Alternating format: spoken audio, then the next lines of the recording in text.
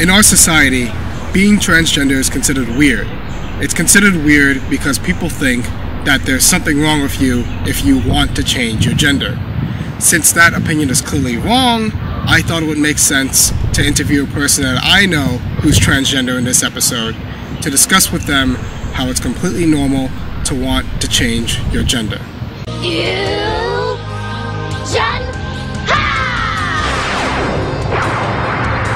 Okay, so you decided to change your gender about a year ago, right? Actually, I came out as transgender 2 years ago.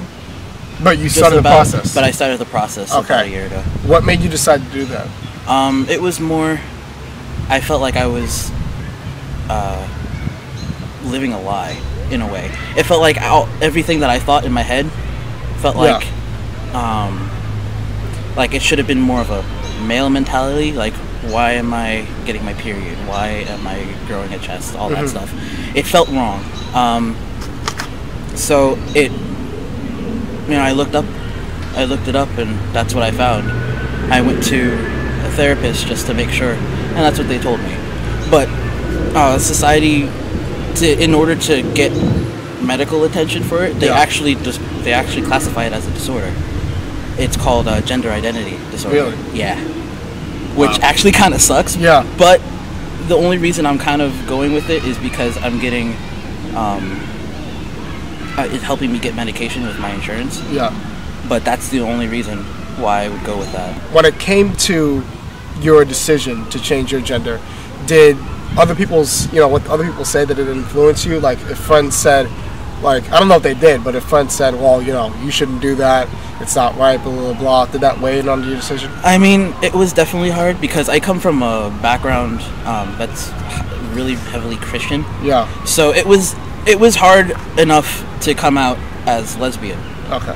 Back in high school. Yeah. So having to come out again as transgender, which is it's different, but because there's a difference between gender identity and sexual orientation. Yeah. Which a lot of people are still confused about as well. Yeah. But having to come out again, and I had a lot of friends who were accepting, but knowing that it was going to change my life forever, pretty much, it was definitely a hard decision to go through with it. Do you think that family support is better than friend support? Like, it's more solid if you have it? I actually think that friend support is better than family support. How so? Because with family, it's not, because they're so used to you growing up as someone else. Yeah. And then suddenly you're changing your gender, you're changing your name, you're changing your identity. Even though you're not changing yourself, they still see you as someone different. So with the family situation, they don't always see you as the same person after that. Yeah. But your friends your really close friends, the people who don't care what you do with yourself, they'll still see you as the same person. Why do you think that people have like this animosity towards transgender people? Why do you think people are so uptight when the idea of somebody being transgender is, the topic is even brought up? Mostly because of their beliefs, I'm guessing. I always hear that, if you were born female, stay female. God gave you your body, and you have to live the way He wanted you to live. And I mean, like, religion is a touchy topic anyway. But I mean, that's how I feel. Like, I want to be comfortable in my own body. So does everyone else who's transgender or identifies as transgender. They want to be comfortable with themselves. They don't want to go around and pretend to be someone else. You go out with somebody and you really enjoy it, and you had a good time. Do you think that the idea that somebody could fall for somebody that they didn't know was transgender at first, that has something to do with the fear that people have when it comes to transgenders? A lot of people are afraid of the unknown. Yeah. So maybe that is a huge fear that people have, am I going to date somebody who is transgender but looks completely like a guy or completely like a girl? But it's not that person's life, it's the one who's changing. So hopefully they can understand that. I think it starts like an inner confusion with them. Like, they're just saying, well, I'm attracted to one gender. I'm attracted to this. How can I be attracted to something else? Am I attracted to them, or am I attracted to who I think they were? And I think that might be it's the, like I said, like you said, it's a confusion. But what people have to understand is, like I said, gender identity is completely different than sexual orientation. Yeah. So say if a woman falls for a male who is transgender, that's not going to make the woman lesbian. Yeah, it's not. It doesn't make the woman lesbian. Yeah. Do you think that they have to disclose the fact that they're transgender to other people? And if so, if not, that's fine. But if so, where is that point?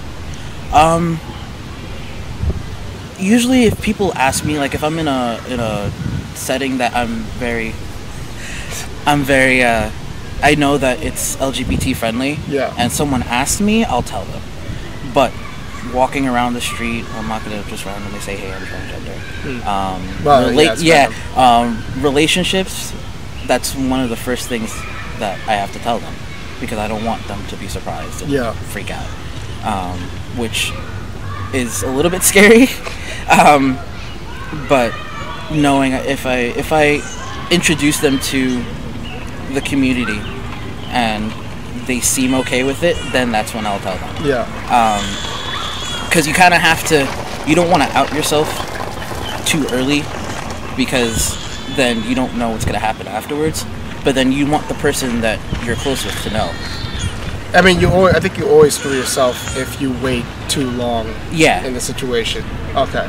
Well, if you had one thing to say to anybody who was telling you, you can't do this, you can't be transgender, it's an abomination and all that crap, what would you say to those people?